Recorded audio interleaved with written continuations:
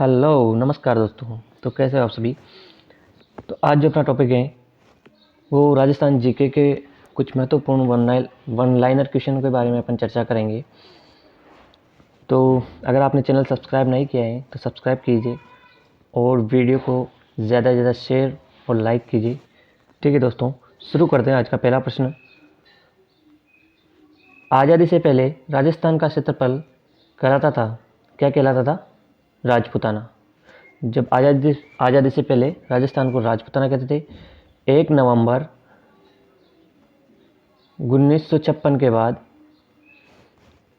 जो है ये राजस्थान बना था। ठीक है दोस्तों, अगला प्रश्न है, राजस्थान के किस स्थल से कुंड और हल के अवशेष मिले हैं? तो कहाँ से मिले हैं ये अपने को? कालीबंगा से जो है वो कुंड और हल रेखाओं के अवशेष मिले हैं। खेती करने का प्रमाण यहाँ पर मिले हैं। अगला प्रश्न है, राजस्थान स्थित मत्स्य देश का एक राजा जो महाभारत युद्ध में युधिष्ठिर की ओर से लड़ा और वीर गति को प्राप्त हुआ, कौन सा राजा था मत्स्य देश का? तो राजा विराट। और जो मत्स्य देश है इसकी राजधानी इस विराट राजा के नाम पे रखी गई थी, विराटनगर। ठीक है, जो कि वर्तमान में बेराट के नाम से जानी जाती है। अगला प्रश्न है, राजस्थान का वह स्थल जो पशुपालन का प्राचीनतम साक्ष्य प्रस्तुत करता है, कौन सा है? तो बागोर जो है वो पशुपालन की जानकारी अपने को देता है। और जो बागोर है वो भीलवाड़ा में पड़ता है। ठीक है, अगला प्रश्न है, राजस्थान में कपास उत्पादक 2 प्रमुख जिले हैं, तो कौन से हैं? ये श्रीगंगानगर और हनुमानगढ़। ये दोनों जिले जो है वो कपास उत्पादक है। अगला प्रश्न है, राजपूताना शब्द के प्रथम प्रयोगकर्ता कौन थे? तो जो राजपूताना शब्द का प्रयोग किया था, प्रयोगकर्ता कौन थे? तो जॉर्ज थॉमस। तोमर नहीं है, ये मिसप्रिंट हो गया। जॉर्ज थॉमस थे जिन्होंने मौखिक रूप से राजपूताना शब्द का प्रथम बार प्रयोग किया था। अगला प्रश्न है, किराड़ू मंदिर कहाँ स्थित है? जो किराड़ू के मंदिर है वो कहाँ स्थित है? तो ये बाड़मेर में स्थित है किराड़ू मंदिर। तनोड़ देवी का मंदिर किस जिले में स्थित है? अगला प्रश्न है, तनोड़ देवी का जो मंदिर है वो किस जिले में स्थित है? तो ये जैसलमेर। दोस्तों, जो तनोड़ देवी है इसको सैनिकों की देवी, रुमाली माता या थार की वैष्णो देवी भी कहते हैं। और जो भारत पाक युद्ध हुआ था उसमें तनोड़ देवी ने भारतीय सैनिकों की सहायता की थी। ठीक है मित्रों, अगला प्रश्न है, मारवाड़ के पंचपीरों में किसका नाम लिया जाता है? जो मारवाड़ के पंचपीर हैं तो गोगाजी। पंचपीरे गोगाजी हैं, पाबूजी हैं, हड़बू जी हैं, रामदेव जी हैं, मांगल्या मेहा जी हैं। तो ये पंचपीर कहे जाते हैं। राजस्थान के 5 लोक देवता हैं, गोगा जी, पाबू जी, हड़बू जी, रामदेव जी और मांगल्या मेहा जी। ट्रिक से भी याद रख सकते हो आप इसको, गोरापा मेहा। ठीक है, अगला प्रश्न है, प्रसिद्ध केला देवी का मेला किस जिले में आयोजित किया जाता है? जहाँ पर लांगुरिया गीत गाए जाते हैं। तो केला देवी का मेला जो है वो किस जिले में आयोजित किया जाता है? करौली में जो है वो केला देवी का मंदिर है। और ये जो केला देवी है ये यादव वंश की कुल देवी है। अगला प्रश्न है, अजरक प्रिंट किस स्थान की प्रसिद्ध है? अजरक प्रिंट किस स्थान की प्रसिद्ध है? तो ये बाड़मेर की जो है वो अजरक प्रिंट प्रसिद्ध है। अगला प्रश्न है, राजस्थान के किस जिले में दशहरा मेला लगता है? तो किस जिले में लगता है दशहरा मेला? तो ये राजस्थान के कोटा जिले में लगता है। और भारत की कहे तो भारत में जो मैसूर कर्नाटक है वहाँ पर है दशहरा मेला लगता है। मैसूर कर्नाटक का जो भारत में दशहरा मेला प्रसिद्ध है। अगला प्रश्न है, श्री रंगनाथ जी का मंदिर राजस्थान में कहाँ स्थित है? जो श्री रंगनाथ जी का मंदिर है वो अजमेर में स्थित है। और ये जो श्री रंगनाथ जी का मंदिर है ये उत्तर भारत का एकमात्र मंदिर है जो कि द्रविड़ शैली से बना हुआ है, जो दक्षिण भारत की एक शैली थी। ठीक है, अगला प्रश्न है, राजस्थान में सर्वाधिक बकरियां किस ज़िले में हैं? जो सर्वाधिक बकरियां हैं वो किस ज़िले में है राजस्थान में? तो ये बाड़मेर में जो है वो सर्वाधिक बकरियां स्थित हैं। अगला प्रश्न, राजस्थान में मिट्टी की मूर्तियां बनाने की हस्तकला का मुख्य केंद्र है। जहाँ मिट्टी की मूर्तियां बनाई जाती हैं उसका मुख्य केंद्र कौन सा है राजस्थान में? तो ये मोलेला गांव राजसमंद। मोलेला गांव राजसमंद में जो है वो मिट्टी की मूर्तियां बनाई जाती हैं। अगला प्रश्न है, बीकानेर के किस शासक ने गिरिसुमेल के युद्ध में शेरशाह की सहायता की थी? तो बीकानेर का कौन सा शासक था जिसने गिरिसुमेल के युद्ध में शेरशाह की सहायता की थी?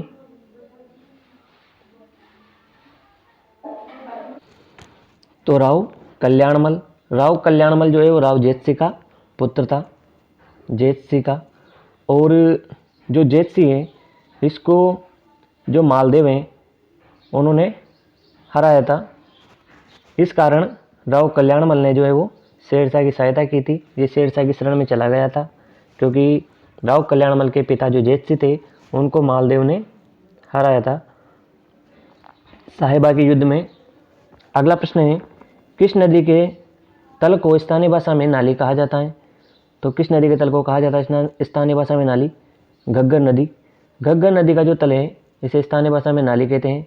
और घग्गर नदी के जो अन्य नाम है वो मृत नदी, छटुन, मृत नदी, छटुन, लेटी हुई नदी, ये इसको कहते हैं। सरस्वती नदी इसको कहा जाता है। प्राचीन सरस्वती नदी वर्तमान में घग्गर नदी के नाम से जानी जाती है। अगला प्रश्न है, आबू के प्रसिद्ध मंदिर लुणाव शाही और विमल शाही हैं, तो ये जैन मंदिर है, लुणाव शाही और विमल शाही। अगला प्रश्न है, राजस्थान का राज्य पुष्प का नाम क्या है? तो राजस्थान का राज्य पुष्प रोहिड़ा है। रोहिड़ा को वैज्ञानिक जो नाम है इसका, तो इसको टिक्कोमेला एंडुलेटा भी कहते हैं। अगला प्रश्न है, राजस्थान का राज्य वृक्ष का नाम क्या है? तो राज्य वृक्ष खेजड़ी है और इसको वैज्ञानिक नाम प्रसापिक सेनेरिया खेजड़ी को कहा जाता है। अगला जो है वो, राजस्थान का राज्य पक्षी का नाम क्या है? राज्य पक्षी जो है वो गोंडावन। गोंडावन जो है वो राजस्थान का राज्य पक्षी है। और अगला प्रश्न है, राजस्थान का वह जिला जो अंतर्राज्यीय और अंतर्राष्ट्रीय दोनों सीमाएं बनाता है, तो कौन सा जिला है? तो ये श्रीगंगानगर और बाड़मेर, ये दोनों जिले जो है वो अंतर्राज्यीय और अंतर्राष्ट्रीय सीमा बनाते हैं। अगला प्रश्न है, निम्न में से कौन से उत्सव का आयोजन बूंदी में होता है? तो किस उत्सव का होता है? कजली तीज। कजली तीज का आयोजन जो है वो बूंदी में होता है। अगला प्रश्न, राजस्थान में गोबर से घर की दीवारों पर, चबूतरों पर क्या बनाया जाता है? तो क्या बनाया जाता है? सांझी। सांझी जो है वो कुंवारी कन्याओं के द्वारा बनाई जाती है और ये जो है श्राद्ध पक्ष में बनाई जाती है सांझी। कुंवारी लड़कियां जो होती है वो दीवारों पर सांझी बनाती हैं। अगला प्रश्न है, कृष्ण भक्त मीराबाई का मंदिर राजस्थान में कहाँ पर है? तो कृष्ण भक्त मीराबाई का मंदिर जो है वो मेड़ता नागौर में स्थित है। और ये जो मीराबाई है ये राणा सांगा का पुत्र था भोजराज को इनका विवाह हुआ था मीराबाई का। लेकिन जब भोजराज की मृत्यु हो गई थी तो इन्होंने श्री कृष्ण भगवान को ही अपना सर्वस्व मान लिया था। मेरा तो गिरधर गोपाल दूजा ना कोई, और ये श्री कृष्ण भगवान की भक्ति में लीन हो गई थी मीराबाई। अगला प्रश्न, कल्ला राठौड़ की बुआ जो है वो मीराबाई है। अगला प्रश्न है, राजस्थान में स्थित चाकसू में शीतला माता का मेला कब बढ़ता है?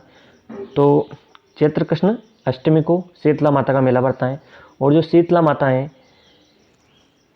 ये बच्चों की देवी या बच्चों की संरक्षिका या चेचक निवारक देवी इनको कहते हैं शीतला माता को। और इनका जो वाहन है वो गदा है और इनका पुजारी जो है वो कुमार जाति के लोग इनकी पूजा करते हैं और इनको बांसुड़ा का भोग लगाया जाता है। ठीक है मित्रों, अगला प्रश्न है, जाकम बांध परियोजना किस नदी पर बनी हुई है? तो जो जाकम बांध परियोजना है वो जाकम नदी पर बनी हुई है और ये प्रतापगढ़ जिले में स्थित है। अगला प्रश्न, राजस्थान में तलाक को छेड़ा फाड़ना प्रथा किस जनजाति में कहा जाता है? भील जनजाति में कहा जाता है।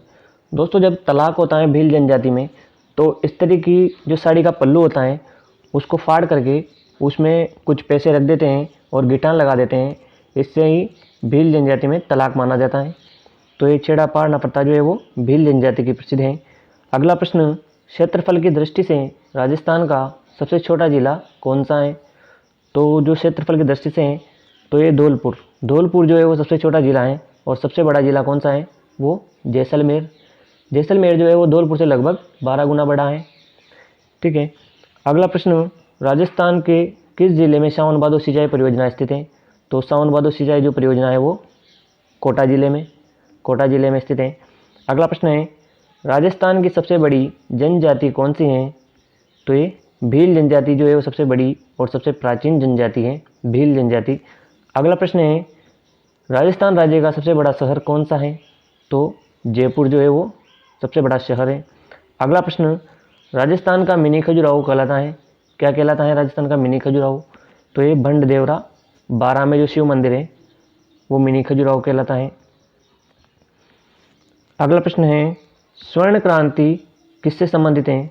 तो स्वर्ण क्रांति जो है वो जूट उत्पादन से संबंधित है। अगला प्रश्न, बादामी क्रांति किससे संबंधित है? ये मसाला उत्पादन से संबंधित है। अगला प्रश्न है, सुनहरी क्रांति किससे संबंधित है? तो सुनहरी जो क्रांति है वो फल उत्पादक से संबंधित है। अगर दोस्तों आपको वीडियो पसंद आता है तो इसको लाइक कीजिए और चैनल को सब्सक्राइब कीजिए। ठीक है, अगला प्रश्न है, राजस्थान राज्य की स्थापना के समय राजस्थान राज्य में कुल कितने जिले थे? तो राजस्थान राज्य में कुल 26 जिले थे 1 नवंबर 1956 तक। अगला प्रश्न है, क्षेत्रफल की दृष्टि से राजस्थान राज्य का सबसे बड़ा जिला कौन सा है? तो ये जैसलमेर। ठीक है, धौलपुर से लगभग 12 गुना बड़ा है। अगला प्रश्न है, राजस्थान राज्य में कुल कितने संभाग हैं? तो राजस्थान राज्य में कुल 7 संभाग हैं। अगला प्रश्न, राजस्थान राज्य का निम्नतम जनसंख्या घनत्व वाला जिला कौन सा है? तो जैसलमेर जो है वो निम्नतम जनसंख्या घनत्व वाला जिला है। 17 व्यक्ति वर्ग किमी के हिसाब से यहाँ पर रहते हैं, निवास करते हैं। अगला प्रश्न है, राजस्थान राज्य अभिलेखागार कहाँ स्थित है? तो राजस्थान राज्य अभिलेखागार बीकानेर में स्थित है, बीकानेर। अगला प्रश्न, राजस्थान राज्य खनन एवं खनिज विकास निगम कहाँ स्थित है? तो ये जो है वो उदयपुर में स्थित है, खनन एवं खनिज विकास निगम उदयपुर में। इसके बाद अगला प्रश्न है, राजस्थान कथक केंद्र कहाँ है? जयपुर में, जो कथक केंद्र है वो जयपुर में स्थित है। अगला प्रश्न, राजस्थान का स्थापना दिवस कब मनाया जाता है? तो 1 नवंबर को राजस्थान का स्थापना दिवस मनाया जाता है। अगला प्रश्न, राजस्थान दिवस कब मनाया जाता है? 30 मार्च को। देखिए दोस्तों, आपको कंफ्यूज नहीं होना है, एक तो राजस्थान का स्थापना दिवस और एक राजस्थान दिवस, तो ये अलग अलग तारीख को मनाए जाते हैं। स्थापना दिवस तो 1 नवंबर को मनाया जाता है और राजस्थान दिवस जो है वो 30 मार्च को मनाया जाता है। ठीक है, अगला प्रश्न है, राजस्थान उर्दू अकादमी संस्थान कहाँ है? तो ये जयपुर में स्थित है। अजमेर राजस्थान का जिला कब घोषित हुआ था? तो अजमेर जो राजस्थान का जिला कब घोषित हुआ था? 1 नवंबर 1956 को घोषित हुआ था अजमेर, 26वां जिला था ये। और कांठल का ताजमहल किसे कहा जाता है? तो कांठल का ताजमहल जो है वो काका जी की दरगाह प्रतापगढ़ को कहा जाता है। ये जो कांठल का क्षेत्र है ये प्रतापगढ़ में स्थित है। अगला प्रश्न है, राजस्थान का जो ताजमहल है वो किसे कहा जाता है? तो राजस्थान का ताजमहल वो जसवंत थड़ा जोधपुर में स्थित है, उसको कहा जाता है। जसवंत सिंह जी की याद में बनाया गया था ये जसवंत थड़ा। अगला प्रश्न है, केंद्रीय ऊंट प्रजनन केंद्र कहाँ स्थित है? तो ये जोहड़बीड़ बीकानेर में स्थित है, केंद्रीय ऊंट प्रजनन स्थल। अगला प्रश्न जो है वो, रेगिस्तान वनारोपण एवं भू संरक्षण केंद्र कहाँ स्थित है? तो ये जोधपुर में स्थित है। नेक्स्ट प्रश्न है, राजस्थान की खारे पानी की झीलें किस सागर का अवशेष हैं? बताइए मित्रों, खारे पानी की जो झीलें हैं वो किस सागर का अवशेष हैं? ये 33 सागर का अवशेष मानी जाती हैं खारे पानी की झीलें। डिडवाना, सांबर जो झीलें हैं वो 33 सागर का अवशेष मानी जाती हैं। अगला प्रश्न है, भारतीय कृषि विभाग ने मिट्टियों का वर्गीकरण किस आधार पर किया है? तो किस आधार पर किया है?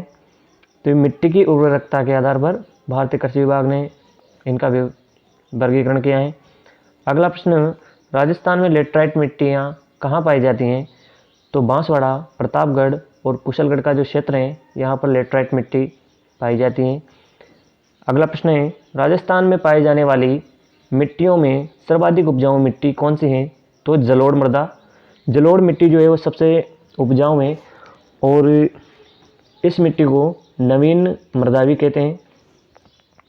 जो बाढ़ का पानी आता है बहकर, उनके साथ जो मिट्टियाँ गाद वगैरह जो आते हैं, तो इनसे जलोढ़ मिट्टी का निर्माण होता है और ये सर्वाधिक उपजाऊ मानी जाती है। अगला प्रश्न, राजस्थान की मिट्टियों में सर्वाधिक नाइट्रोजन की मात्रा किस मिट्टी में पाई जाती है? तो मध्यम काली मिट्टी में जो है वो सर्वाधिक नाइट्रोजन की मात्रा पाई जाती है।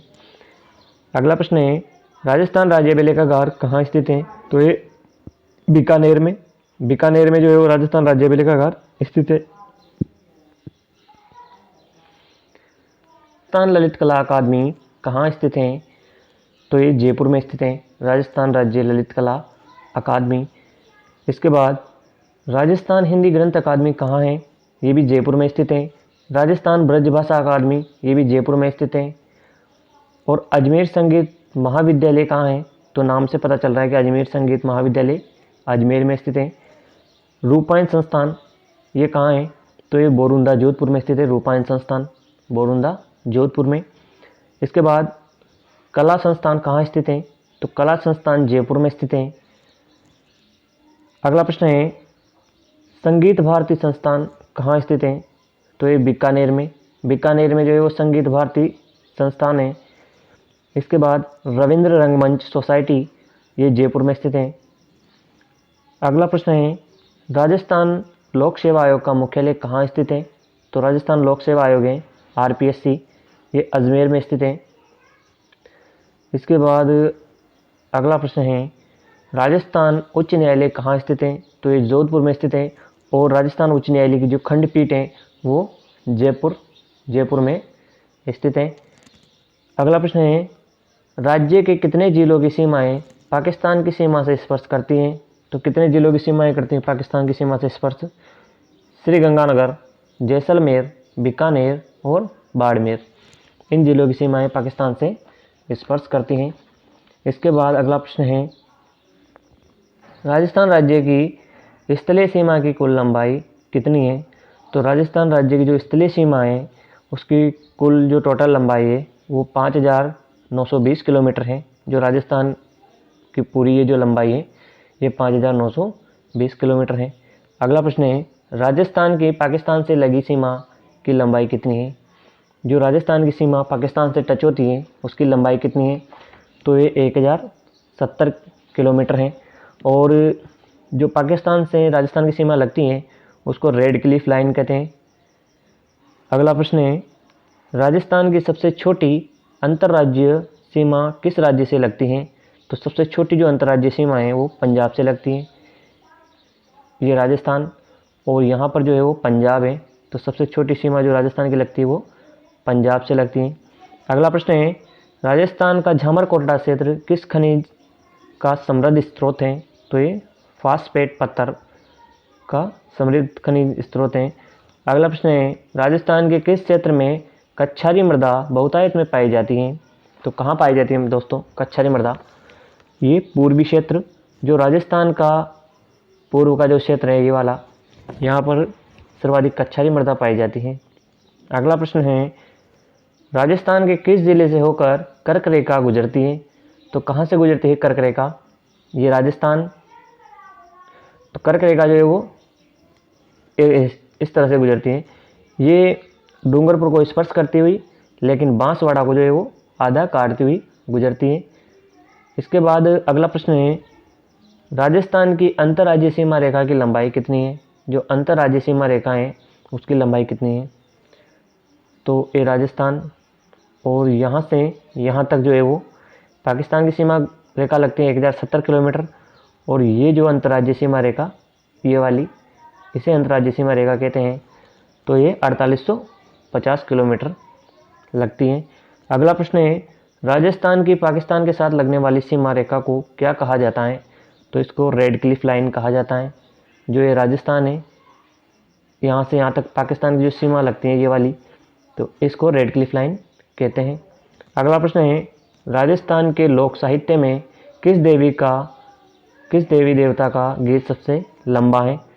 तो जीर्ण माता का जो है वो गीत सबसे लंबा है देवियों में। और जीर्ण माता का मंदिर जो है वो रेवासा सीकर में स्थित है। और लोक देवताओं में सबसे लंबा लोकगीत किसका है? तो वो रामदेव जी। रामदेव जी का जो लोकगीत है वो सबसे लंबा है।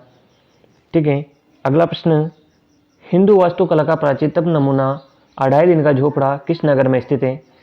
तो ये अजमेर में जो है 2.5 दिन का झोपड़ा स्थित है। पहले ये संस्कृत पाठशाला थी जो कि विग्रहराज चतुर्थ द्वारा बनाई गई थी, लेकिन बाद में मुस्लिम आक्रमणकारियों ने इसको 2.5 दिन के झोपड़े में परिवर्तित कर दिया गया और ये राजस्थान की प्रथम मस्जिद बनी।